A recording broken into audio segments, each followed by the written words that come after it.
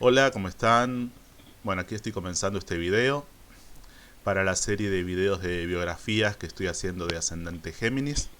Hoy, como vieron ahí en la placa de presentación, voy a estar abordando la biografía de la actriz sueca Greta Garbo. Y vamos a estar viendo, ahí estoy poniendo la placa de presentación, 1905, 1990.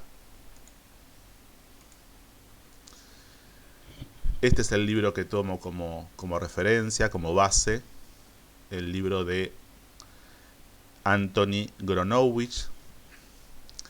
Es un libro que se publica cuando fallece Greta Garbo. Bueno, como les empezaba ahí a adelantar, es una actriz sueca, nació en Estocolmo, participó en aproximadamente 30 películas, la mayoría de ellas en Hollywood. Y el autor de este libro es poeta, novelista, escritor, no hay tantas referencias acerca de él. Pero bueno, lo que vamos a decir con relación al libro y al autor es que es una biografía no autorizada, es decir, Greta Garbo no lo autorizó, no quería que se publique. De hecho, ella, como vamos a ver en alguna de las placas, tuvo muchos pedidos de que ella misma escriba su autobiografía. Ella se rehusó a hacerlo.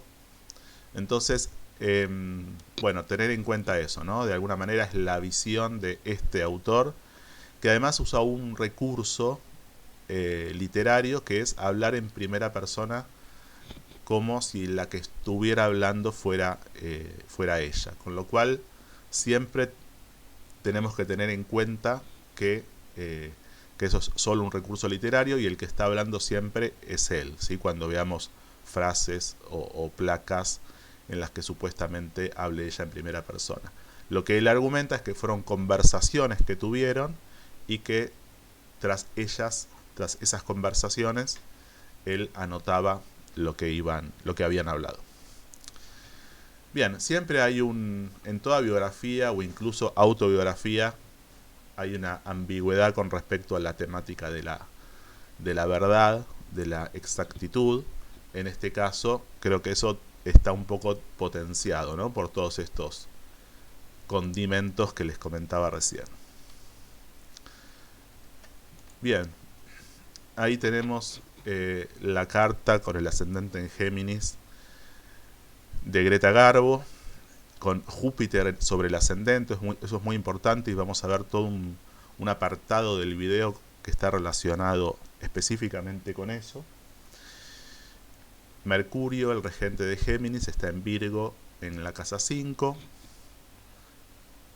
Y hay que decir que Greta Garbo era Sol en Virgo y Luna en Tauro, o sea, Sol y Luna en signos de tierra, y el ascendente en Géminis obviamente en signo de aire.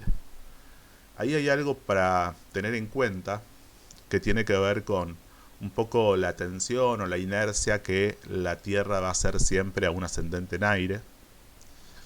Algo que trabaja mucho Eugenio Caruti en su libro sobre ascendentes justamente es eso.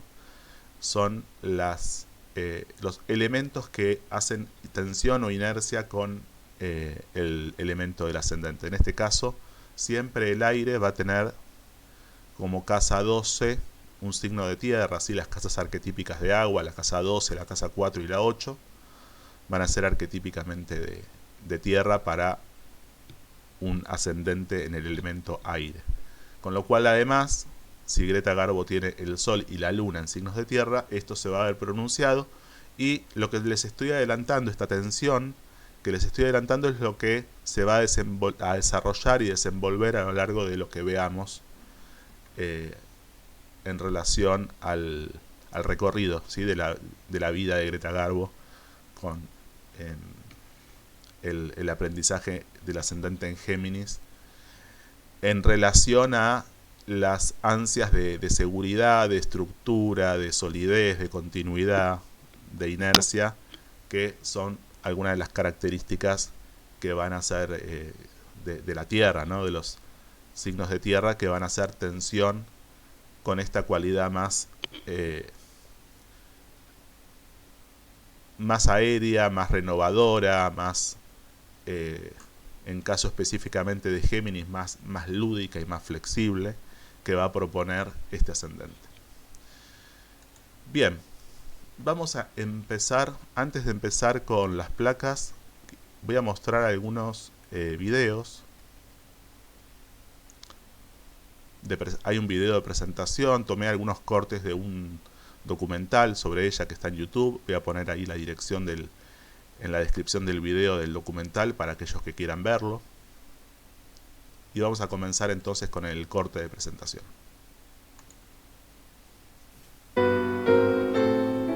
Garbo, divina, misteriosa y solitaria. Una de las caras más famosas del siglo XX. En las pantallas transmitía sexualidad pura. Fuera de ellas, sus romances con hombres y mujeres cautivaron a la prensa, y su silencio la convirtió en una leyenda. We want to be alone. Pero fue una leyenda de la cual trató de escapar durante 50 años. ¿Cuál era el secreto de Greta Garbo? La verdad está en su rostro, su voz y en nuestro propio apetito por el misterio. Greta Garbo, la dama misteriosa. Bien. Bueno, una de las palabras asociadas a Greta Garbo es la palabra misterio, como veían ahí en el corte de presentación. Esto en parte puede estar asociado con diversas cuestiones. En parte voy a tomar un poco, en principio, el signo de Virgo, el signo del Sol de Greta Garbo, que a veces está relacionado con una cualidad un poco más introvertida, analítica, observadora. Son algunas cualidades de Virgo, y también a veces puede puede generar este clima más de misterio, en el sentido de algo que no se termina de expresar, de desarrollar en cuanto a esta introversión que les mencionaba, ¿no?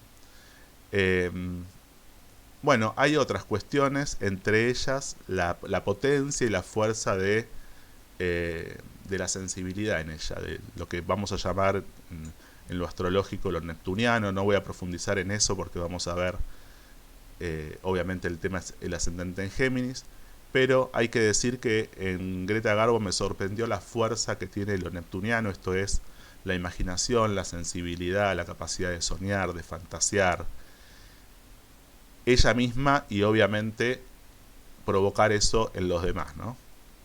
Por eso también me parece que eso suma mucho a esta cualidad del misterio que les presentaba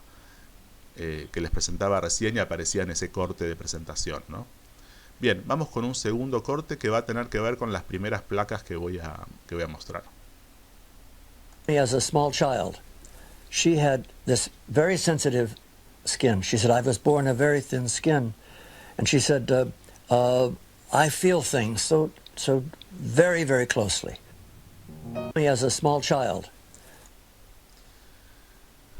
Bien, ¿con qué tiene que ver eso? A ver, ahí esta persona, que era una de las personas que acompañaba a Greta Garbo en algunas caminatas por Nueva York, ya cuando ella era grande, ¿no?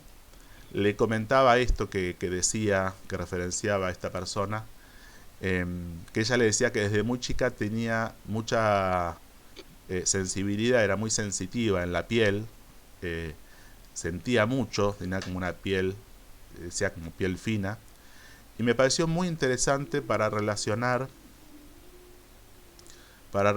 eso con algo que aparece en el libro, que tiene que ver con la elección del nombre Garbo. En realidad el apellido de ella es Gustafsson, el apellido artístico que elige su representante, Stiller, es Garbo, y le explica en un momento determinado por qué elige ese nombre.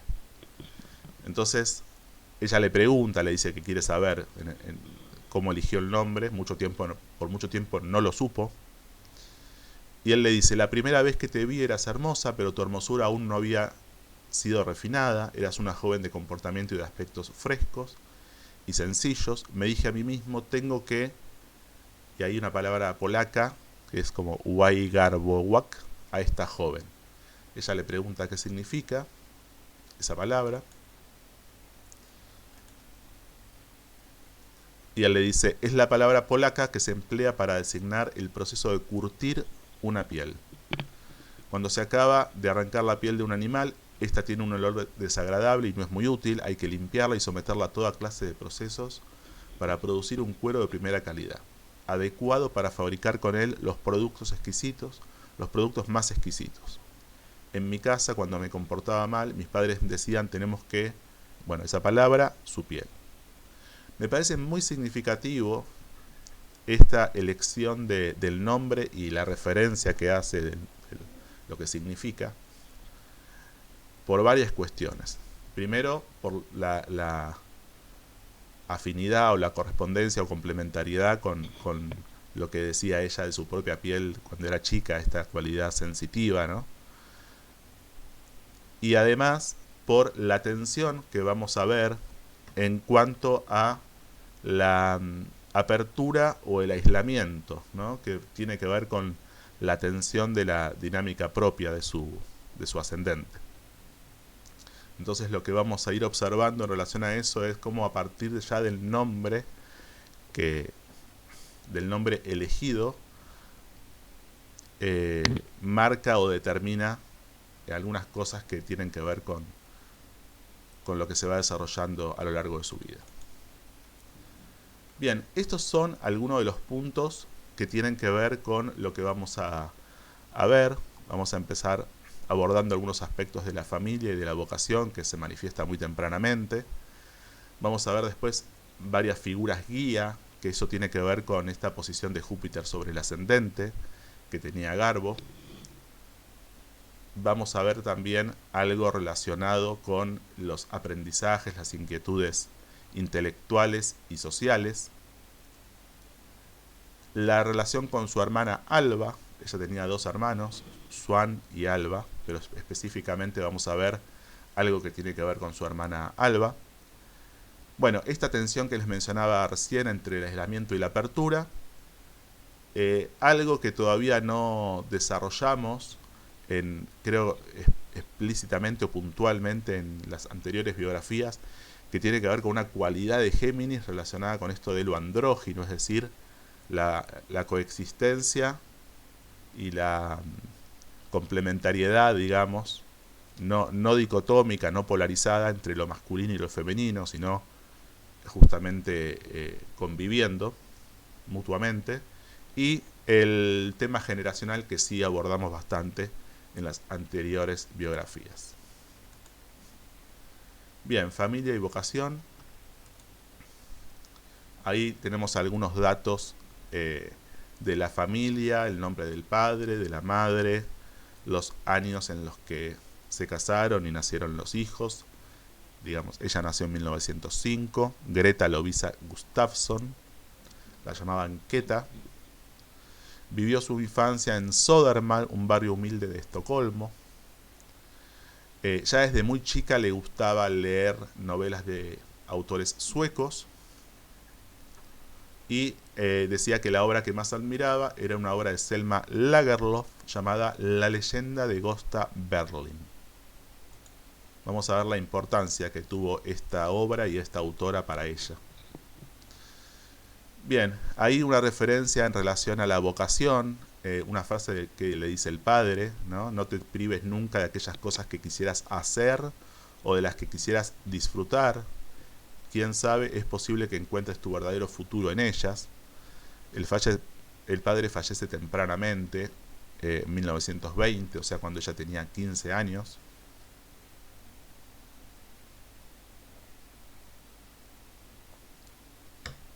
Padecía de adicción al alcohol. Entonces, también hay algo importante en relación a la vocación y el padre, que el padre la estimulaba y la llevaba a lo que a ella le gustaba, que tenía que ver con esto de el mundo de las actrices de teatro y de cine, esto de las revistas, que a ella le gustaba coleccionar, y las fotografías, ¿no?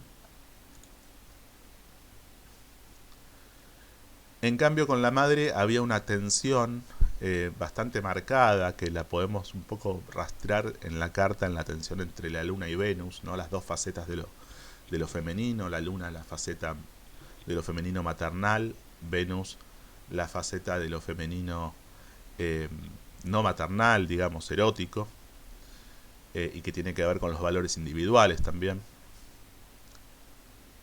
Bueno, hay algo ahí entonces en la relación con la madre, que hay ella cuenta, ¿no? Una situación en la cual ella está ensoñando, dice, con esta cualidad sensitiva, ¿no? De la luna en Tauro y en casa 12, con toda esta sensibilidad abierta a las corrientes colectivas, ¿no? De la casa 12.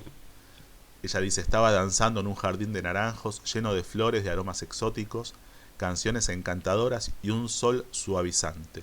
Miré a mi alrededor y en lugar de los gruesos rasgos de rostro de mi madre, vi los delicados rostros de muchas mujeres hermosas envueltas en vestidos de seda llenos de colorido. Todas ellas bailaban conmigo al compás de la música, entre ellas reconocí a Sara Bernard, Eleonora Duse y Elena Modjeska.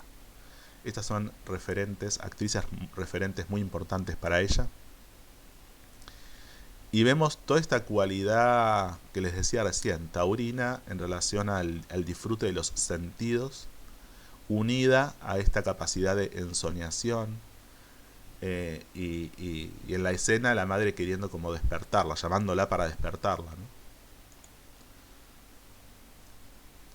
Y esto lo relaciono con una escena muy posterior, en la cual cuando ella ya está trabajando como actriz en Estados Unidos, dice en un momento, no hubo ninguna mujer famosa en la historia con la cual no me compararan los del departamento de publicidad de Metro Goldwyn Mayer. Mi carácter, entre comillas, cambiaba con frecuencia dependiendo de la película en que estuviera trabajando. Un mes se me hacía publicidad como Juana de Arco, al mes siguiente como Lucrecia Borgia, al siguiente como la reina Cristina de Suecia o como Salomé. También hubo los periodos de Mata Hari, de la Dama de las Camelias y de Cleopatra. Bueno, aquí vemos esta versatilidad y variedad geminiana en cuanto a las diferentes figuras con las cuales se las podía asociar, pero también esta luna en Tauro en casa 12, esta resonancia colectiva con lo femenino, histórico, del inconsciente colectivo, y cómo ella puede encarnar, identificarse y además generar resonancia en sus interpretaciones con estas figuras femeninas tan fuertes de la historia y del inconsciente colectivo, ¿no? Dice, a diferencia de lo que me sucedía a mí, mi madre vivía completamente inmersa en el presente. Y cuenta ella un consejo que le daba a la madre ligado a lo material, ¿no? Que lo podemos vincular obviamente con la luna en Tauro. Dice, lo más importante es el dinero que obtengas por tu trabajo, no pienses en tu futuro, piensa en las coronas. El dinero es la fuente de la felicidad. Bueno, ahí vemos la diferencia en cuanto a diferentes tipos de mensajes, ¿no? Habíamos visto al padre como de alguna manera la estimulaba en lo vocacional, en esto de descubrir y darle importancia a lo que le gustaba, y la madre en el aspecto material, ¿no? Casi exclusivamente. Y esta cuadratura que ella tiene en su carta entre la luna y Venus, que al principio se presenta como una tensión y está el desafío a lo largo del tiempo integrándola. Ella dice, no, por mucho que retroceda en mis recuerdos, siempre soñé con naranjas, que eran mi fruta y la fuente de todas las cosas buenas. Quizás me sentía encantada con ellas porque eran muy escasas y caras. Tenía Venus en Leo, ¿sí? Greta Garbo. Sé que en mi niñez las naranjas eran un símbolo de riqueza, de éxito y de gusto exquisito. Bueno, el signo de Leo se relaciona con todas estas cosas también, ¿no? Cuando conseguía alguna, la ocultaba debajo de mi cama, luego la sacaba y observaba su textura y color durante muchos minutos. La acariciaba con mis dedos y buscaba el lugar débil donde pudiera arrancarle la piel, que a mí me parecía llena de sol y de la fragancia de países muy lejanos. Bueno, las características de Tauro de vuelta, ¿no? Lo sensitivo, la capacidad de el disfrute de los sentidos de lo taurino, ¿no? Unido de vuelta a esta capacidad de ensoñación. Dice, la mayor experiencia la tenía cuando desgajaba una naranja pelada. En cada uno de esos gajos veía los rostros de actores del pasado, de aquellos acerca de los cuales había leído. Así las naranjas se convirtieron cada vez más en una parte de mi vida secreta. Decidí comer por lo menos una diaria. Cada vez que saliera llevaría una naranja en el bolsillo y la tocaría de vez en cuando para sentirme más segura de mí misma. Este talismán me proporcionó la fuerza para vivir y la sensación de que algún día llegaría a ser famosa y tendría cientos y miles de naranjas. Interesante cómo aparece esta necesidad de aferrarse, de tocarla, de que le dé seguridad a eso, ¿no? Bien de la luna también en Tauro, eso. Y relata una experiencia vinculada con su vocación también, que es un encuentro con un actor, Carl Brisson, en la cual ella se sienta en la primera fila y en un momento determinado directamente empieza a aplaudirlo, así frente a frente, y cuando él la mira, ella le devuelve la sonrisa y le dice, te amo, Cal. Se llamaba Carl Brisson. Ella lo cuenta como un momento muy importante, porque además después tuvo un encuentro con este actor que le dio algunos consejos para su desarrollo como actriz, ¿no? Bien, después en un momento posterior, ya de adulta, relata algo que también está relacionado, me parece, con la luna en Tauro, que tiene que ver con el disfrute de la naturaleza y de las flores. Ahí hace toda una descripción de diferentes tipos de flores que ella fue encontrando en un pueblo de Suiza, y de cómo se sentía, le daba paz, ¿no? Esta conexión con las flores. Dice, ahora las flores atraían mi corazón mucho más que las personas o los animales. En su compañía me siento libre y con ganas de hablar. A menudo les explico mis problemas y escucho los suyos. Bien, vamos con el punto 2. Este punto 2 tiene que ver con, como dice ahí el título, las figuras guía con las que ella se fue encontrando, que está relacionado, me parece que está relacionado con la posición de Júpiter sobre el ascendente.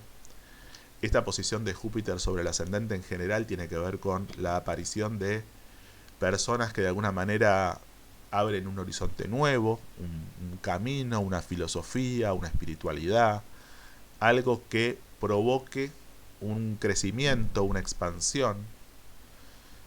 Y en ese sentido tuvo muchísimos encuentros de ese tipo. Me pareció muy interesante para hacer un recorrido en relación a eso, porque está relacionado obviamente con el ascendente, está sobre el ascendente, está en Géminis, Júpiter.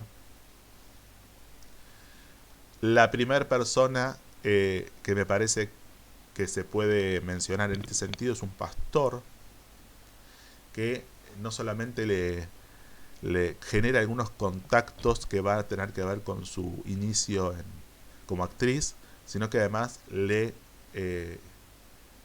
consigue un trabajo como vendedora en unas tiendas, ¿sí? En unos almacenes, se llamaba Bergstrom, con lo cual muy importante esta figura, ¿no?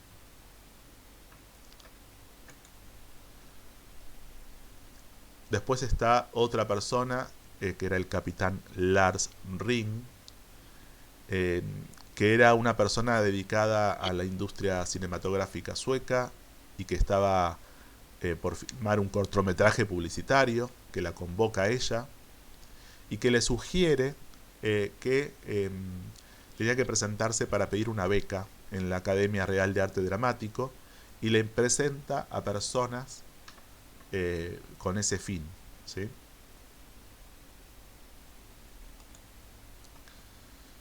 Bueno, y esta es una persona muy importante. Franz Engwall era el director de la Escuela de Arte Dramático, que en un momento determinado la ve a ella por los pasillos de la escuela. Ella no tenía tiempo, no tenía plata para ir a esa escuela.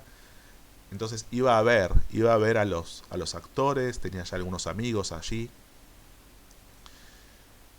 y él la ve en los pasillos y le dice justamente eso, ¿no? Te pasas mucho tiempo en los pasillos, tengo la impresión de que te sientes interesada por todo lo que sucede en la escuela, no conozco tu nombre, pero me gustaría saberlo. Y le dice, toma, selecciona una escena y léela.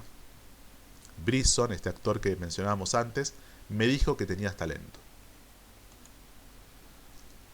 Bueno, él a partir de eso y de que ella lee una escena, le dice que le va a empezar a dar clases sin cobrarle, él y cuando él no pueda su propia hija, y le reconoce su talento, ¿sí?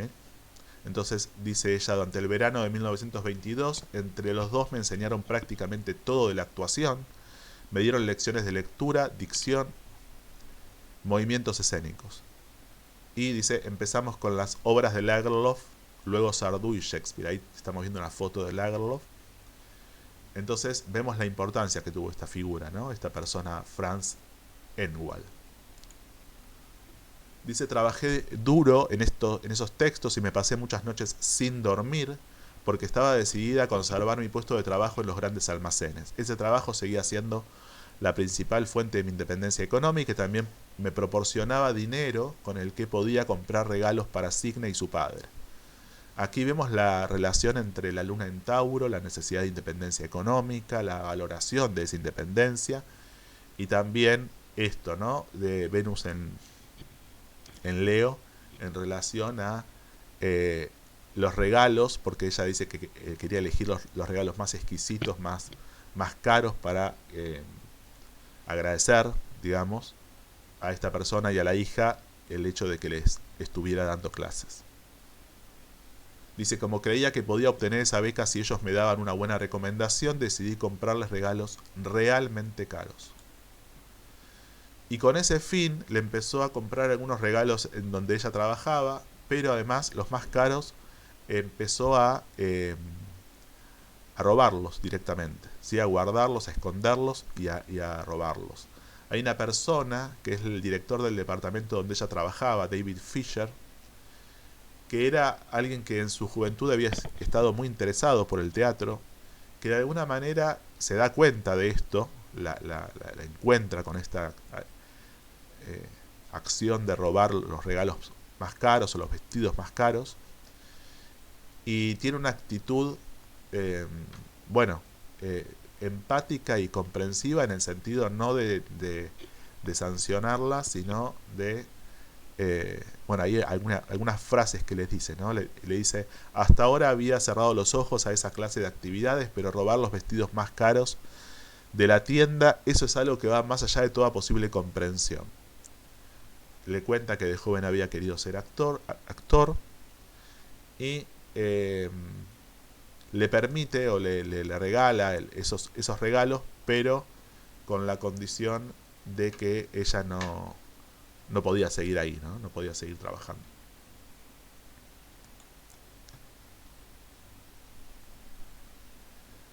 Bien, la siguiente figura muy importante es Eric Petzler, que es quien le ofrece un papel en una película, un papel secundario. Había sido recomendado por esta persona Enwald, que le daba clases, y por el actor Brisson y el capitán Ring. Dice, voy a hacer una película titulada Pedro el Tramposo, que se estrena en el año 1922. Y dice que a partir de esa primer película en la que participa, dice, sentí mayor incentivo para leer y estudiar a los clásicos suecos. También empecé a leer obras en francés e inglés, digiriéndolas una a una. Bien, ahí algo hay muy importante que tiene que ver con la estimulación intelectual de lecturas, que va a empezar a potenciarse y va a ser una constante a lo largo de su vida, ¿sí? A lo largo de su vida, en cada película que participe, se va a interesar mucho por leer acerca del autor del libro, del participar y dar su opinión acerca de los guiones también. Bueno, finalmente llegamos a la figura, si se quiere, más relevante para ella, que es esta persona Stiller, que les comentaba al principio que le daba el nombre Garbo es una persona que él lo conoce cuando ella está dando este examen para la beca de arte dramático. Bueno, hubo como un flechazo ahí inicial. Dice, nuestro contacto visual me produjo una especie de trance. A partir de ese momento me sentí bastante fuerte. Ella estaba dando el examen, ¿no? Bueno, cuenta las escenas de diferentes obras que tuvo que dar en el examen. Y él, bueno, le confirman la beca, que recibe la beca completa. Y poco tiempo después, él le confirma que va a participar en una película. En la película justamente que tiene que ver con el libro que le gustaba a ella, La leyenda de Gösta Berling, de Lagerlöf. Y iba a representar el papel de la condesa Elizabeth Donna. Bueno, y a partir de eso empieza un trabajo en conjunto en el cual él va a ser como el mentor de ella y bueno, va a generar diferentes efectos, va a tener una relación personal con ella, amorosa también, pero la va a impulsar en su vocación y en su carrera y va a tener, en relación al ascendente en Géminis, efectos duales. Por un lado la va a estimular en la apertura a la sociabilidad con mucha gente distinta, pero por otro lado, como una estrategia de imagen, va a generar que ella se cierre también.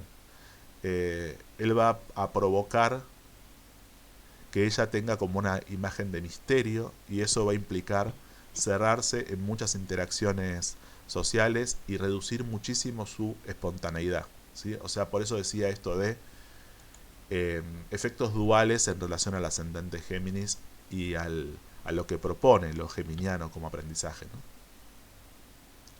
Bueno, habla del impacto que tuvo sobre ella esta actitud de él de ponerse, de ofrecerse como mentor. Dice, decidí sin la menor vacilación permitir que me moldeara para hacer de mí una gran actriz. Hasta entonces nadie había expresado el deseo de convertirme en aquello que más anhelaba llegar a ser. ¿Sí? O sea, el impacto que tuvo y el enamoramiento que le produjo también. Bien, ahí hay algunas frases que tienen que ver con esto que les decía, esta estrategia de imagen de cierta distancia que le proponía que empiece a tener ella. Esto de no hablar mucho con la prensa. Él le dice que iban a aparecer, dice, aparecerán auténticas mentiras en torno al nombre de Greta Garbo, de las que tú no serás responsable, serás el centro de medias verdades y medias mentiras, y yo manipularé toda esa cháchara para crear una imagen lo suficientemente misteriosa. Bueno, ahí ella se queda impactada por esto, ¿no? Por toda esta estrategia y la inteligencia que le adjudica y que supone eso para ella. Dice, mientras hablaba empecé a comprender la inmensa inteligencia de aquel hombre, parecía como si hubiera pensado en cada uno de los aspectos de mi carrera, le escuché con mucha mayor intensidad de lo que le había escuchado hasta entonces. Le da consejos él en cuanto a todo, ¿no? En cuanto a la forma de comer, en cuanto a la vestimenta, en cuanto a todos los aspectos de su forma de presentarse y de relacionarse, ¿no? Bien, también esto de evitar la charlatanería, dice, no acumules amistades, mantén una actitud reservada. Bueno, todo eso forma parte de lo que les decía que de alguna manera va un poco en obstáculo en cuanto a la dinámica del ascendente en Géminis. Pero al mismo tiempo, esto, ¿no? Dice, durante el rodaje de la película me presentó a muchos miembros importantes del mundillo cultural de Estocolmo, incluso a miembros de la familia real. Al mismo tiempo, le genera muchos contactos y la introduce en diversos círculos. Bien, ella dice que bueno, empezó a ser conocida como la protegida de Stiller, que no le gustaba mucho, pero que bueno, que era así la situación. Se estrena esta película, La leyenda de Gösta Berling, en el año 1924.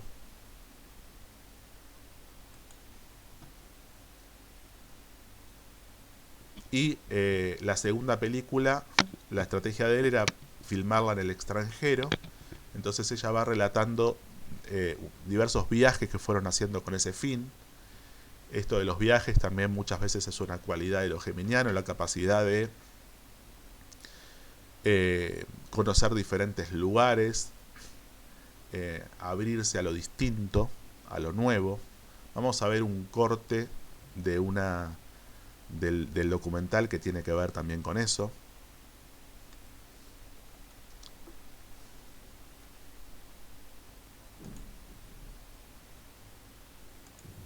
We call it flyttfågel. Literally means a moving bird, a bird that cannot stay put. Has to move. It is its nature. Keep moving. And of course, that's what Garbo did all her life. We call it flyttfågel. Literally means a moving. Bien, ahí vemos cómo esta persona en el documental decía como tenía como este apodo de pájaro andante, ¿no? Como esto de estar permanentemente en movimiento, que me pareció muy afín a la cualidad geminiana.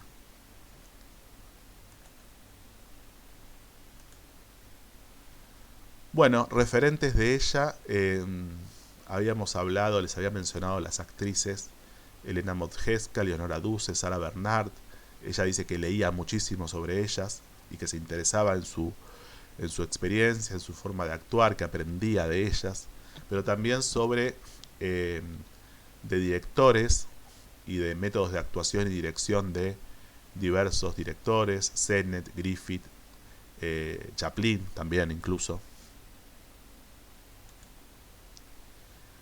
Y también cuenta que en realidad hay algo que fue aprendiendo, que es a confiar en su intuición, y que eso tiene que ver con la habilidad de improvisar en donde filman, en el plató, en lugar de seguir, dice, como una esclava la palabra escrita. Eso me parece muy importante porque está ligado a su sensibilidad, a su capacidad de conectarse con la intuición. Y también dice que las personas corrientes, la observación que ella tenía en lo cotidiano de las personas corrientes, eso también fue muy útil para su aprendizaje como actriz. También en su método de trabajo dice: aprendía no solo mi papel, sino todos los otros, de todas las películas donde intervine. Si se trataba de una película de época, quería saberlo todo acerca de la historia y el estilo de vida existente en la época en cuestión. Bueno, el aprendizaje, ¿no?, de los geminianos en relación a interesarse por cuestiones distintas, históricas, etc.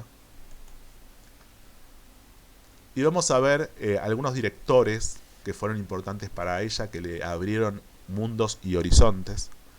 Entre ellos está Ernst Lubitsch.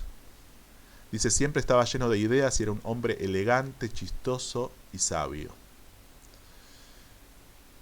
Y este director es el que le propuso hacer una comedia. Ella no solía hacer comedias, y fue un hito en su carrera hacer una película que se llamó Ninotchka, que fue una comedia. Ella mantenía siempre en sus películas un rol, este rol de misterio, de figura reservada, un poco idealizada, esto de el rol de lo femenino, misterioso, convocante, distante, esta actitud de desdén que algunos críticos le mencionaban que tenía ella, esta pregnancia, esta presencia que tenía en escena.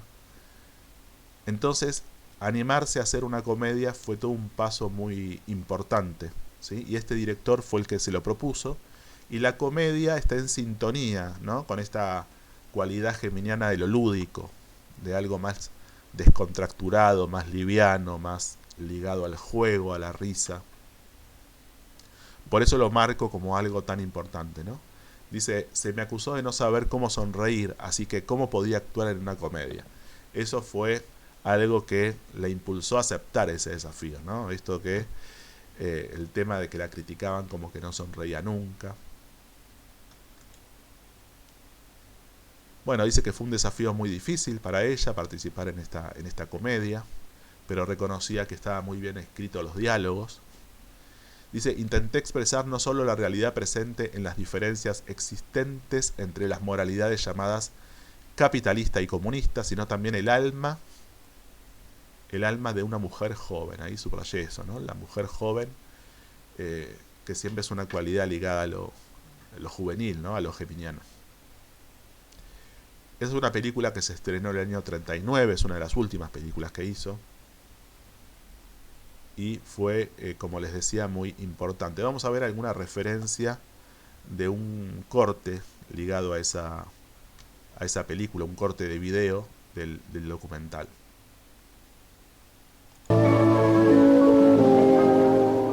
Para adaptarse a los cambios de gusto en el público, la MGM trató de suavizar su imagen a finales de los años 30. El director Ernst Lubitsch y el guionista Billy Wilder ayudaron de forma brillante a que Garbo parodiara su inexpresiva sensualidad, mostrando talento para la comedia. You like me just a little bit? Your general appearance is not distasteful. Thank you. The whites of your eyes are clear. Your cornea is excellent. Your cornea is terrific. Lo que el público no sabía es que la risa apagada de Garbo debía ser apoyada artificialmente al editar el film. Bien.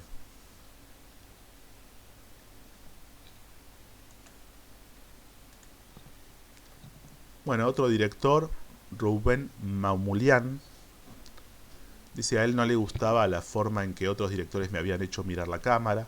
En lugar de eso dejó que me comportara como yo deseaba. Esta clase de libertad me relajó y me permitió moverme por el plató como si me encontrara en mi propia casa. Interpretando el papel de la reina Cristina de Suecia me sentí yo misma, pude revivir mi juventud, no como una muchacha pobre, sino como una princesa rodeada por el esplendor real y la intriga. Yo siempre había querido ser un aristócrata y esta película me permitió demostrar mi talento para esta clase de papeles.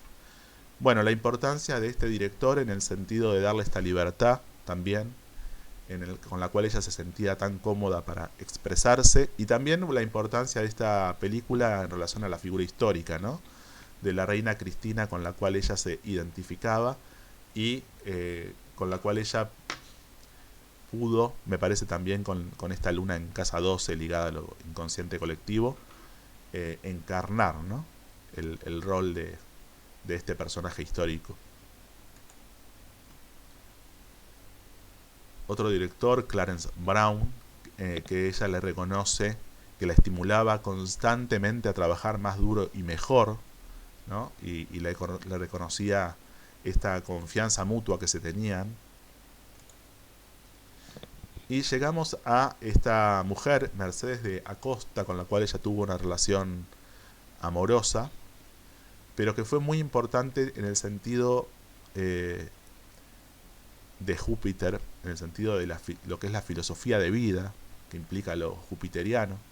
Por eso le agregué esta parte en este punto que está relacionado con las figuras guía de Júpiter sobre el ascendente, más allá de la relación amorosa que tuvieron. Ella le dice, cuando ella dijo casi cantando que las naranjas y los limones frescos eran dones de Buda, llenos de sol y de energía vital que me curarían por completo de todas mis enfermedades, empecé a creer en ella. Tuve la sensación de hallarme más y más profundamente implicada con ella a nivel emocional. La filosofía de Mercedes me pareció demasiado profunda y confusa para mí, pero decidí empezar con las naranjas, que consumía cada día en enormes cantidades. Esa fruta estableció el lazo de unión entre mi pasado y mi futuro. Habíamos hablado antes de la importancia para ella de las naranjas. A veces en los sueños volvía a ver en ellas los rostros de personas que me eran conocidas por mi vida o por la historia. Ella le pregunta si había soñado alguna vez con la reina Cristina. Ella le dice que sí. Y ella, Mercedes de Acosta, le dice que se parecen espiritualmente, aunque no físicamente, sí espiritualmente. Dice, la reina Cristina fue una persona fascinante y creo que usted es su reencarnación. Y dice Greta Garbo, dijo aquellas palabras con tal poder y convicción que tuve la sensación que yo debía creer en aquella complicada filosofía. Eso fue antes de que ella haga la película, ¿sí? Sobre la reina Cristina. Bueno, y algo que tiene que ver con los hábitos de alimentación y de vida, ¿no? Como filosofía de vida también, que ella le inculcó. Cuando dejamos de comer carne y vivimos alimentándonos a verduras, cuando meditamos, hacemos ejercicio, rezamos y trabajamos por el bien de los demás, entonces todo es posible, incluyendo el amor entre enemigos. Y acá viene una frase específicamente vinculada con lo geminiano, con lo fraterno de lo geminiano. Dice, todo el mundo será nuestro hermano y nuestra hermana, y el amor no será simplemente entre hombre y mujer, sino también entre mujer y mujer, entre hombre y hombre. Bien, en este punto 3 vamos a ver esto que tiene que ver con los aprendizajes, inquietudes intelectuales y sociales. Ella cuenta, bueno, ya habíamos mencionado que en la escuela, en su infancia y en su adolescencia, le interesó mucho este libro de Selma Lagerlöf, que era el único placer que sentía en la época de la escuela. También relata una experiencia ya en Estados Unidos con Chaplin, en una fiesta con gente. Él le propone interpretar la escena de la muerte de la Dama de las Camelias. Le dice, no se preocupe acerca del diálogo, actuaremos con pantomimas. Todo lo que tiene que hacer es ser más divertida que yo, le dice Chaplin a ella. Todo un desafío, ¿no? Ser más divertida que Chaplin. Pero me parece interesante agregarlo esto porque tiene que ver con esto, ¿no? Con la llamada de lo lúdico, ¿no? Ligada al ascendente Géminis, esto de el desafío de ser divertida, ¿no? La primera película que ella hace ya en Estados Unidos se llamó El Torrente, y ella empezó a leer todas las obras del autor del libro sobre el cual se basó la película, que se llamaba Blasco Ibáñez. Dice, a partir de entonces empleé toda mi energía en el estudio de sus novelas, había absorbido sus creencias políticas radicales, así como el contenido general de todas sus obras literarias. Y interesante una primera crítica que recibe en esta película. Dice, parece una actriz excelente y atractiva con una sorprendente propensión a parecer como Carol Dempster, Norma Talmadge, Sasu Pitts y Gloria Swanson. Eso, sin embargo, no significa que le falte una forma propia de actuar. Bueno, muy interesante esa heterogeneidad de comparaciones con diferentes actrices, esa versatilidad, y además al mismo tiempo reconocer como una singularidad, una forma propia de actuar, ¿no?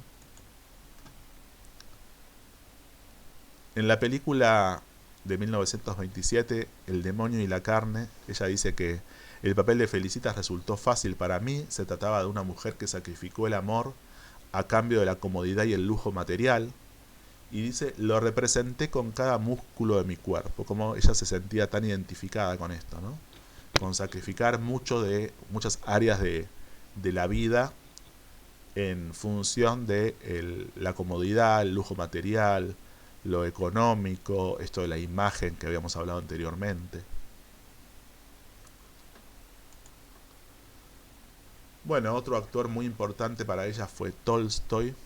Dice, descubrí que su filosofía podía quedar resumida en una sola frase: no seas más listo que la naturaleza y que la vida. Parece muy buena la frase, muy interesante. Y cuenta, bueno, que recibió ahí un premio por la interpretación, la recreación de Ana Karenina, en un premio de la crítica cinematográfica de Nueva York en el año 1927. Bueno, ahí tenemos otra figura femenina fuerte que ella interpretó, ¿no es cierto? Cuenta ahí el encuentro con un compañero, un actor, Gustav von Seyffertz, que le reconocía las cualidades de la inteligencia, dice que era encantador, que hablaba mucho. Dice, aprovechaba todo lo que guardaba en su cerebro para aprender algo nuevo. Me interesó por esta frase, ¿no? del aprendizaje, de relaciones a partir de las cuales ella se interesa por lo que incorpora, lo que aprende, lo que toma del otro. Y en relación a la película de 1929, Una mujer ligera o La mujer ligera, está basada sobre el libro El sombrero verde de Michael Arlen. Este libro fue muy importante para ella, se sintió muy identificada con este libro. También se sintió muy identificada en su relación con Stiller. El apodo de Stiller era Moje. Y toma ahí una frase, ¿no?, de este libro, en el cual dice: por encima de todas las cosas de este mundo, amo el amor que sienten unas personas por otras, ese amor real, inmenso, que no hace preguntas, que devora y adora, y que he visto de vez en cuando en un joven por un joven, o en un joven por otro, ese amor de compañero de juego. Bien, ese es el amor, esa última definición de amor de compañero de juego es la definición, me parece, exacta de el vínculo geminiano, ¿no? Bueno, dice que en sus momentos de juego volvía a leer ese libro, que se sentía muy reflejada. Y también que en esa película, dice, representé el papel de un hermano y el de una hermana, dos almas inseparables perdidas para siempre. Bien, aparece directamente el tema de lo fraternal, aquí también. Y en ese momento dice que sentía gran dolor emocional y físico por el tema que en ese momento había regresado a Europa Stiller y estaba enfermo y fallecía en ese momento. Entonces, bueno, es un momento muy doloroso para ella.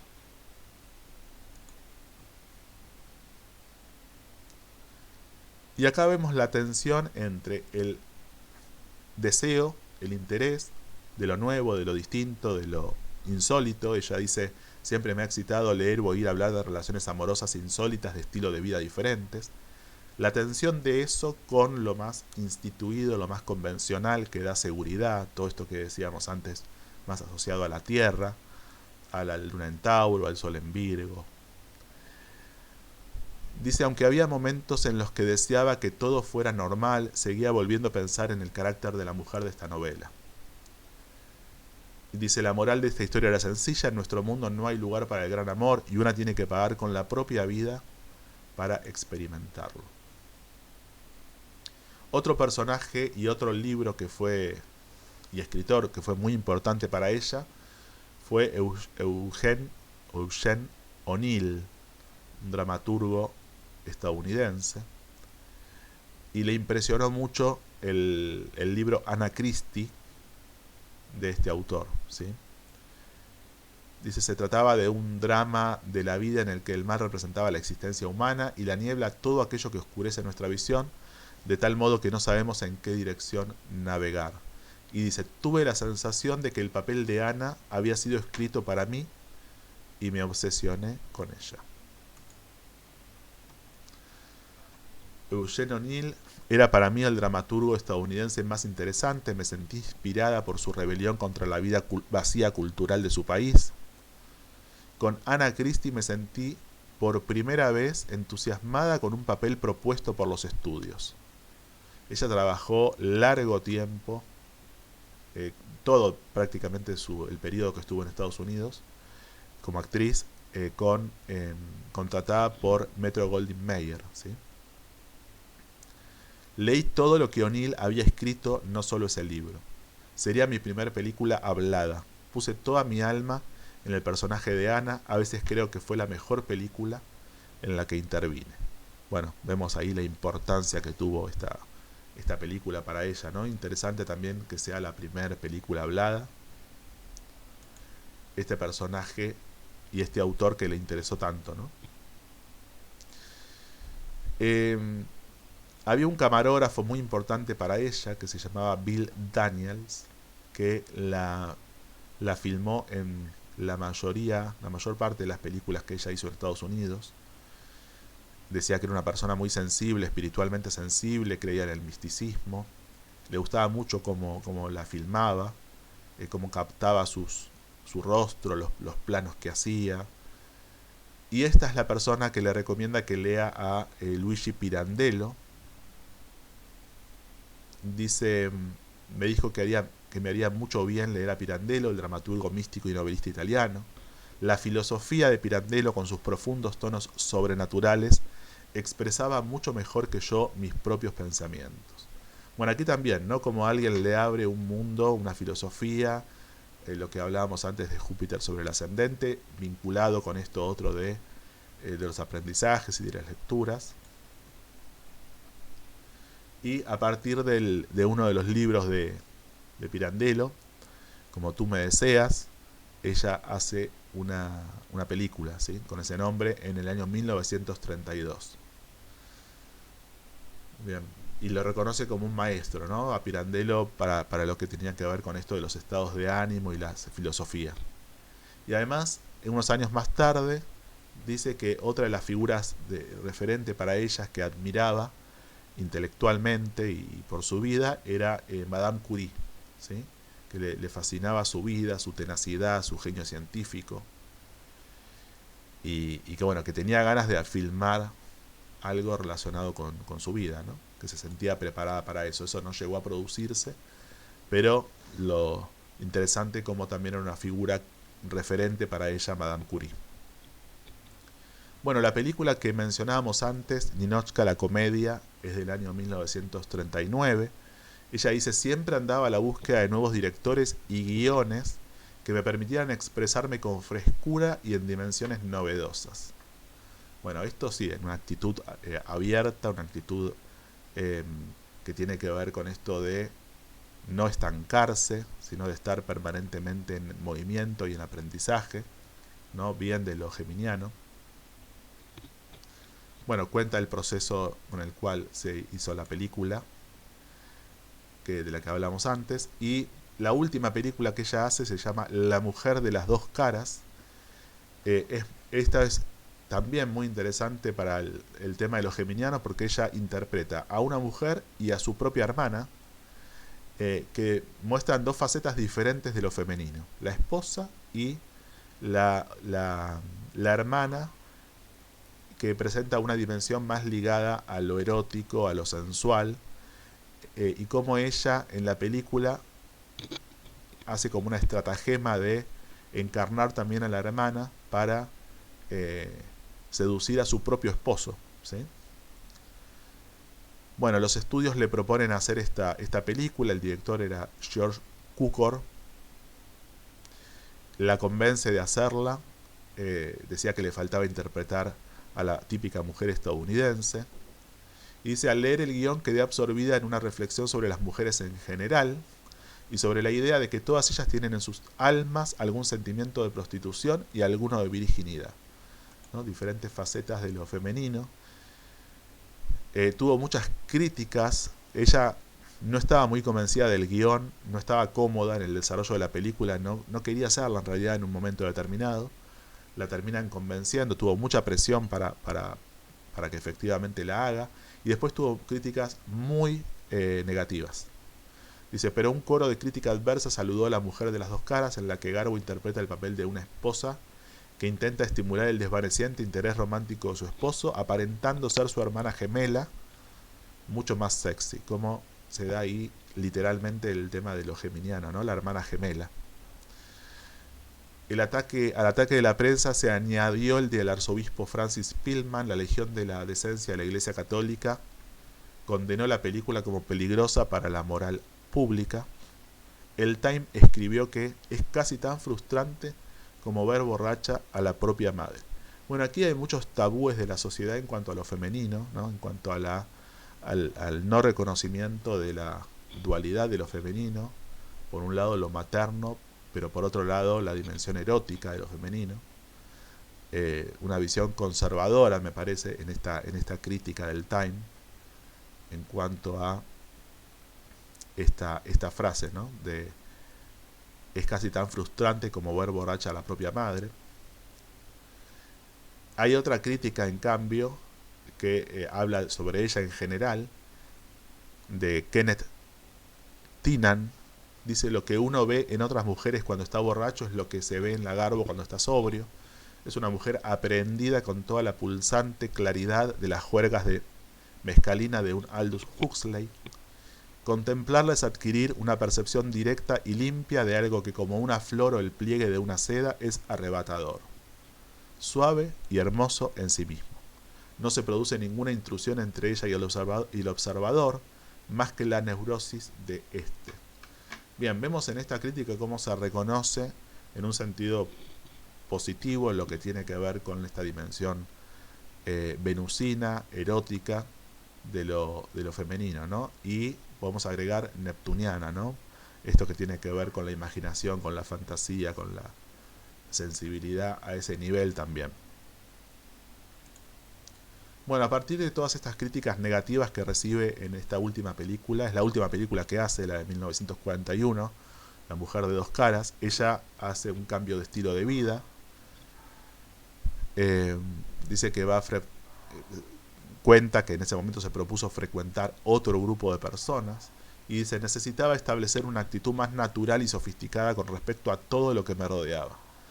Bueno, esto de la actitud natural lo subrayé porque me parece que tiene que ver con un reconocimiento o una necesidad que tiene que ver con su ascendente en Géminis, en el sentido de una actitud más distendida, ¿no? Con todo lo que la rodeaba. Dice, aunque siempre me encontraba con el problema de mi carácter y el limitado ámbito de mi inteligencia y de mi educación. Aquí otra vez el tema de la inteligencia, de la educación, que son temas geminianos, visto como una limitación, como un problema, ¿no? Y ahí, en la última parte, dice, el grupo de admiradores al que me dedicaría a cultivar debía proceder del mundo de la aristocracia. Aquí vemos la tensión entre relacionarse en un plano de paridad, de igualdad, de fraternidad o de amistad, en tensión o en oposición con vincularse desde un lugar de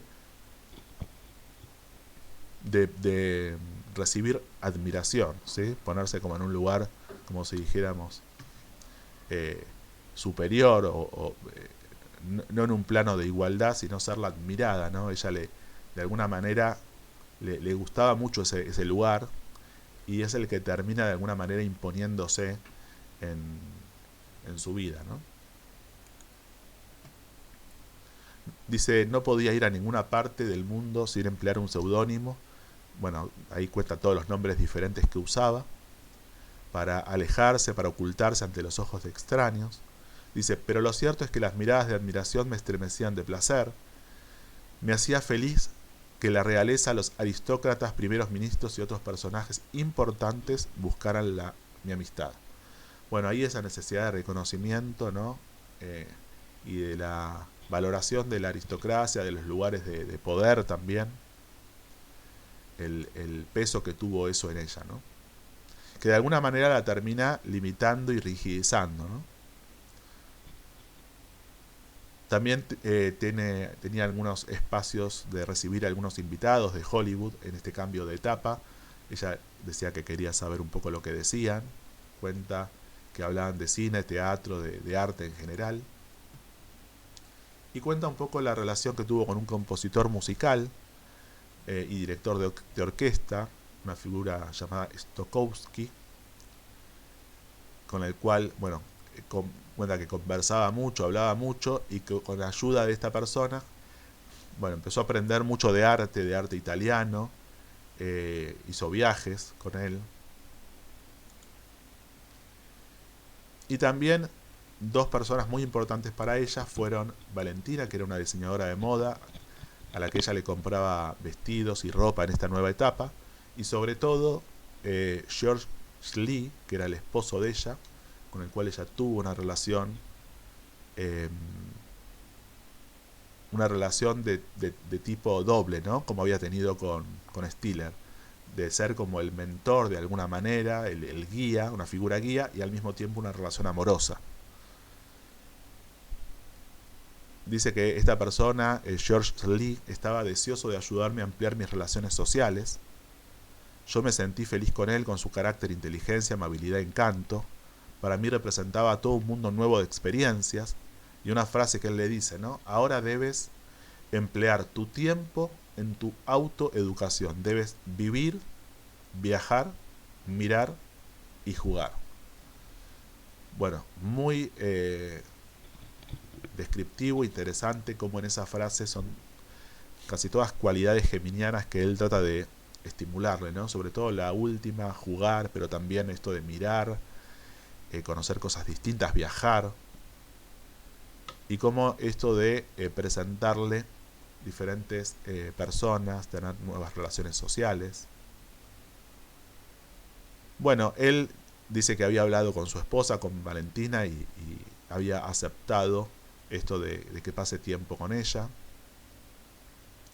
Le sugiere que la ropa la lleve por diversión, que no la tome tan en serio, porque si no va a capitular a los convencionalismos. Me parece que ahí también hay un componente ligado a lo geminiano, de poder soltarse, divertirse un poco más, no estar tan apegada a la imagen o a lo que ella llama su leyenda ya en esta etapa.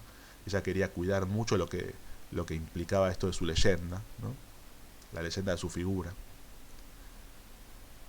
Y él le dice: creo que deberíamos planear viajes alrededor del mundo, deberíamos visitar juntos los lugares más importantes y hermosos de Europa, Asia, África, América.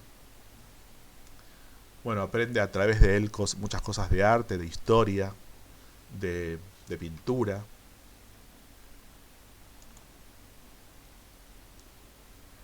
Pero también había algo muy dirigido, muy directivo en algún sentido, porque ella dice: me encontraba con aquellas personas con las que, según insistía él, debía encontrarme. Había como algo muy directivo ahí, que también podemos relacionar con su experiencia pasada con Stiller, más allá de que en ese momento obviamente ella era mucho más chica, ¿no? Bueno, cuenta diferentes personalidades de la aristocracia y de la política que ella fue conociendo. Y en este punto vamos a hablar un poco de la relación de ella con su hermana Alba, que fue muy, muy importante. Aparecía esto, ella cuenta de la comparación que la gente hacía entre las dos. Ella dice que esa comparación permanente la alejó un poco en un momento determinado de ella. Pero dice: Alba no solo era más hermosa que yo, sino más lista, más honesta y sobre todo mucho más directa y franca en sus relaciones con los demás. También era muy generosa. Ella no sabía cómo ir detrás de las personas poderosas, ni cómo rogarles, alabarles, actuar con ellas, ser sorda y muda, representar el papel de la muchacha tímida o de la mujer misteriosa. Bueno, ella fallece en un momento determinado de tuberculosis. Fue un momento, bueno, obviamente muy, muy fuerte, muy doloroso para ella. Pero en esta frase vemos cómo ella describe algo que suele suceder en las relaciones fraternales de ascendente Géminis, como si fueran una polaridad en la cual en estas relaciones tan importantes cada uno tiene cualidades complementarias o polarizadas, ¿no? Ella le reconoce que era mucho más directa en sus relaciones, más abierta, más honesta, más franca, y que le costaba a Alba, ¿no? Esto de lo que tiene que ver con tener una estrategia para llegar a un objetivo, esto de ir detrás de las personas poderosas, como conseguir algo en relación a eso, ¿no? Como las cualidades que contrastan con todo lo que vivió y las características de ella misma, ¿no? Dice, bueno, después del fallecimiento de Alba, intenté hablar con ella o con su espíritu, confiando en que las olas del océano llevaran mis pensamientos hacia Suecia. Fue un monólogo, aunque inútil, porque yo sospechaba que Alba sabía más sobre mí y mis actitudes de lo que hubiera podido expresar en toda su vida. Ella había tenido la sensación de que si se iba a Estados Unidos no la iba a volver a ver, a Alba, a su hermana, y que ella contó que Alba tenía como un sueño de ir con ella, ir juntas a Unión Soviética para seguir allí una carrera cinematográfica, ¿sí? Interesante también cómo esa polarización de la que hablaba antes, de alguna manera también se puede expresar en lugares tan contrapuestos, ¿no? Como Alba con este sueño de ir a Unión Soviética a trabajar como actriz y ella termina yendo a Estados Unidos, ¿no? Bien, bueno, ya hablamos un poco de esta tensión entre el aislamiento y la apertura, que de alguna manera suele estar presente en el ascendente en Géminis. Vimos algunas características de esto en Greta Garbo, y hay algo que es muy claro que tiene que ver con esta figura que decíamos de la admiración, ¿no? Que es una frase que le dijo Stiller: no te preocupes por tus amigos, cuando haya terminado contigo no tendrás amigos, sino más bien admiradores por todas partes. Bueno, terrible esta frase desde el punto de vista humano, ¿no? Desde el punto de vista de lo personal. Bueno, le cuenta cómo él le daba estos consejos de ser extremadamente reservada. Y frente a lo que ella empezaba a sentir como un acoso por ejemplo, de la prensa, o de la insistencia en que ella se abra, como ella elige cerrarse con el silencio, ¿no? Y encerrarse en sí misma, encerrarse en su casa, poner vallas más altas incluso en su casa.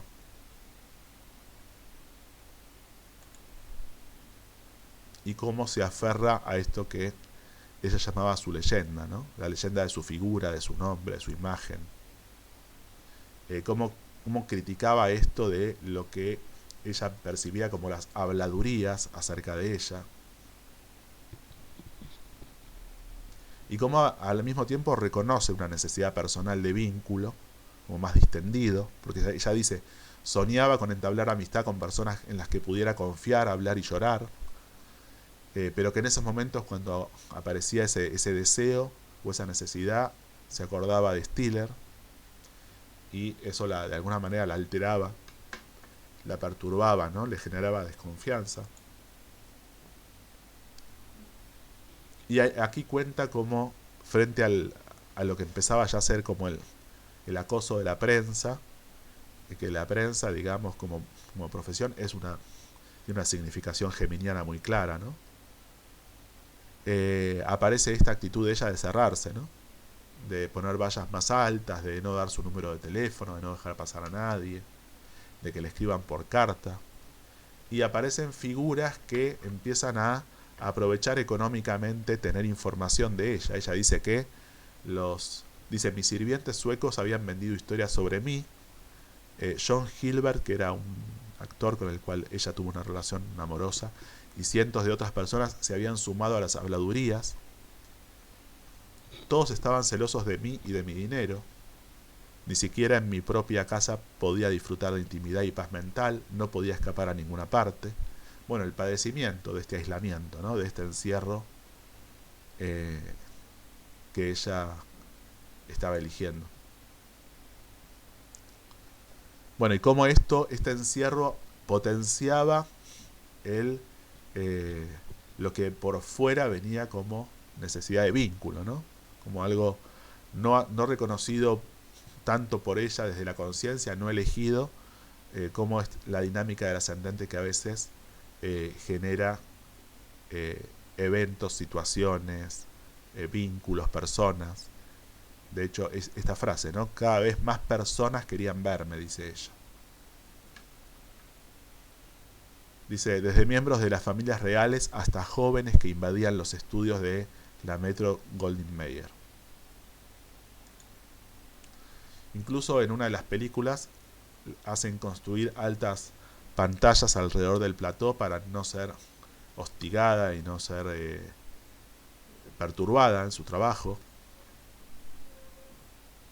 Dice que cada vez más personas del mundillo de los millonarios estadounidenses y de la realeza europea, por no hablar de los periodistas y de otros hombres y mujeres enamorados de mí, son todas las personas que querían verla.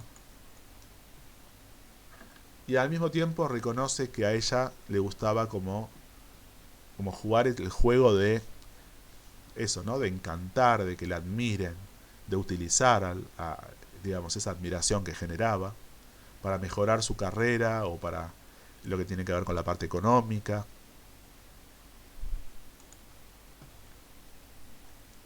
Y aquí cuenta cómo en un momento determinado de su vida ya le empiezan a pedir que escriba su autobiografía. Ella relata la insistencia de muchas personas diferentes con las cuales se va encontrando, casi ya en lo cotidiano, que le ofrecen contratos millonarios para que ella haga su autobiografía. Dice, ni siquiera podía salir a comprar un par de zapatos o un filet de carne, porque hasta el empleado de la zapatería o el carnicero resultaban ser agentes literarios.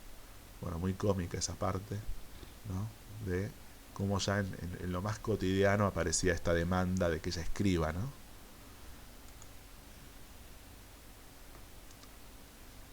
Bien, este punto tiene que ver con lo andrógino, lo femenino y lo masculino, que en Géminis siempre implica una necesidad de puente entre esas dos dimensiones, de vínculo, de no polarización, de que no aparezca como algo excluyente. Ella dice, desde la primera infancia me sentí igualmente fascinada por los cuerpos y sus funciones sexuales, tanto masculinos como femeninos.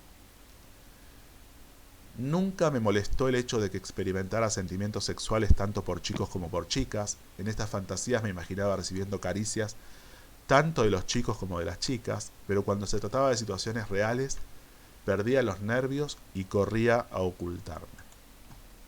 Estos sueños se sobreimprimían los unos a los otros, a veces predominaba el elemento masculino, mientras que en otras ocasiones lo hacía el elemento femenino. Otras veces no estaba tan segura y en muchos de mis sueños veía un cuerpo femenino con órganos masculinos o viceversa. Bien, aquí vemos cómo esa imbricación entre lo femenino y lo masculino y en relación también al deseo aparece ya muy clara desde chica, ¿no? Ella le pregunta a Stiller en un momento, ¿qué pasará si mi primera película es un fracaso? Él le dice, no creo que eso suceda, si tu belleza original no fascina a los hombres, fascinará a las mujeres, pero estoy seguro de que excitará a ambos, le dice Stiller. Y bueno, cuenta algo de lo que tiene que ver con sus relaciones con las mujeres, que ella se sentía muy cómoda por las cualidades maternales o los sentimientos maternales y la capacidad de establecer amistades profundas de las mujeres. Y dice que en las relaciones con hombres ella necesitaba una mayor preparación psicológica.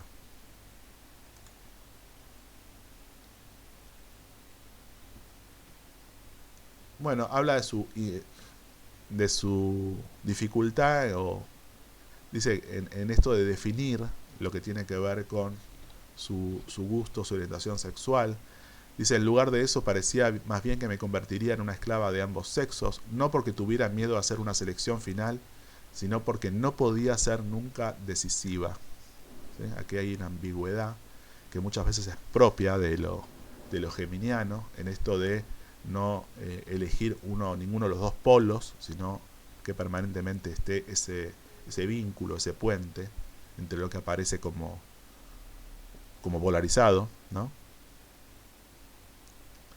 Dice, y porque desde la más tierna infancia me había sentido confundida por varias personas, esta actitud confusa por mi parte construyó quizás la piedra angular de mi leyenda. Y aquí relata una situación de su infancia, en relación a su familia y a sus padres. Ella decía que en sus padres veía una relación de dominio en alguna escena sexual que había visto, y que eso le generaba mucha distancia, una sensación desagradable, ¿no? Y que eso implicó de alguna manera que actitudes diferentes o sensaciones diferentes en sus relaciones con hombres y mujeres en su adultez, ¿no? Y hacía esta distinción entre el deseo de dominio o el trato delicado en las relaciones, ¿no?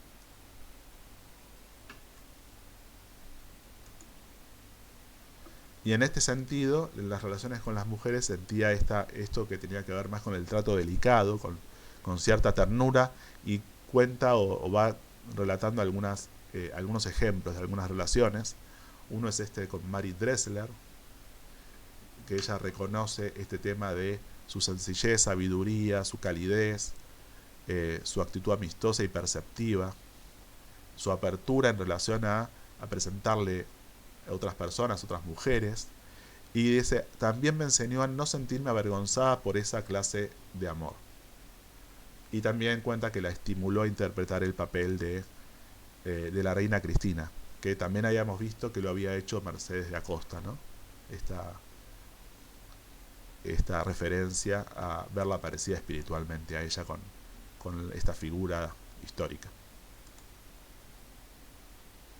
Bueno, una frase que le dice la condesa Wachtmeister, dice, no eres del todo ni una mujer ni del todo un hombre, todo depende de la estación en que se encuentre tu alma. Dice, pero por encima de esas fuerzas que te dominan también eres una prisionera de tu arte y tu dinero, esas son las fuentes de tus conflictos internos y explican todas las cosas que haces. Cuenta ahí otra relación con una joven escritora, Barbara MacLean, que la va a ver, ella permite que vaya a verla durante una filmación.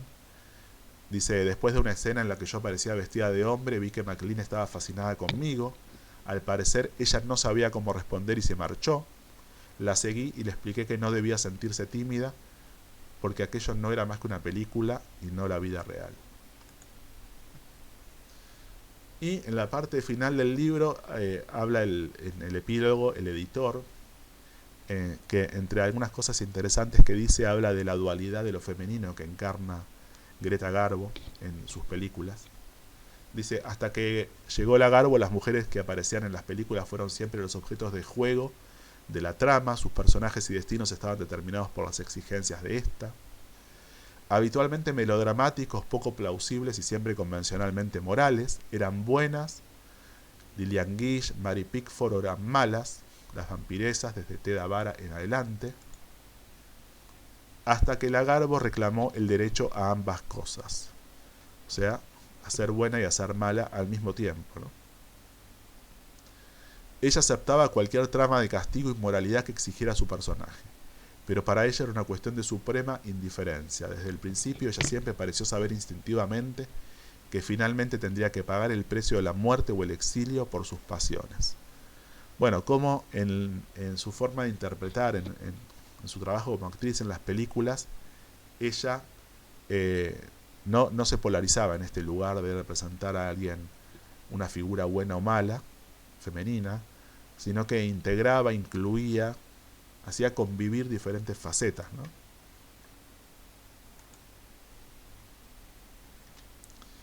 Y finalmente, algo relacionado con lo generacional, siempre presente, siempre muy importante en lo geminiano y en el ascendente en Géminis, las tensiones generacionales. Ella dice en su adultez, digamos, en las calles de París, Londres, Roma, Nueva York, los viandantes ya no me reconocen. Las nuevas generaciones y los nuevos problemas se suceden en el mundo y nadie recuerda a una actriz de las décadas de los años 20 y 30, como ella ve, se ve como desfasada con respecto a las tendencias del momento, ¿no? Creo que esto es en los años 60 ya. Y dice este editor que escribe el epílogo, dice algo interesante con relación a la película, a la comedia Ninotchka, en la que ella participó y que fue tan importante, ¿no? Y tan distinta, como decíamos antes, de sus otras películas. Dice, hay que considerar la siguiente ironía: de todas sus películas, la única que continúa viva para nosotros en la actualidad, la única que no es propiedad de culto que se le tiene en continua disminución, la única que podemos volver a ver con placer o recomendar a los más jóvenes con plena confianza, es precisamente la película en la que ella y sus colegas satirizaron de un modo tan artístico su propia persona cinematográfica. Ninotchka. Como interesante como el editor Schnickel reconoce como que la película, la única comedia que hizo prácticamente, aunque la última película, La mujer de las dos caras, también tiene tintes de comedia, pero esta película Ninotchka es la que dice que pervive y se mantiene actual, ¿no? Y también dice una frase muy impactante, que dice, tiene que ver con sus vínculos con la aristocracia y con las figuras de autoridad que ella fue eligiendo en su etapa posterior a ser actriz. Sus intereses por el arte y las ideas quedaron reducidos a aquellas que eran cómodas, que estaban ya establecidas y eran aprobadas por todas las autoridades competentes. Y desde luego los miembros de esos círculos le proporcionaron ambientes cómodos y cuidadosamente controlados, donde ella pudo descansar de sus constantes viajes. En sus vidas, o en la de ella, no se permitía nada que fuera nuevo, joven o desafiante. Bueno, esa última parte implica, bueno, esto que hablábamos antes, ¿no? Que en cierto momento predomina esta necesidad de seguridad, incluso de validación de la autoridad o de lo instituido, por sobre la cualidad geminiana que tiene que ver con esto más fresco, más no tan convencional o no tan apegado a lo más instituido, ¿no? Y esta última frase, en sus vidas o en la de ella, no se permitía nada que fuera nuevo, joven o desafiante. Bien, estamos terminando. Finalmente puse ahí algunas referencias que para los que sepan algo de, o quieran aprender también, de astrología, se llama sinastría, que tiene que ver con las relaciones entre cartas diferentes. Me pareció interesante detectar o marcar algunas partes de las cartas de las personas con las que ella se relacionó, que estimulan, por ejemplo, su ascendente en Géminis o otras partes de su carta. No voy a detallar esto, sino que lo dejo como una referencia para quienes quieran verlo o investigar un poco más. Ahí tenemos más referencias y la última placa que tiene que ver con la sinastría sería esta. Bien, estamos terminando. Bueno, espero que les haya gustado, que haya resultado claro y también interesante esta articulación del ascendente en Géminis de Greta Garbo. Y bueno, estaremos encontrándonos en el próximo video. Les mando un saludo.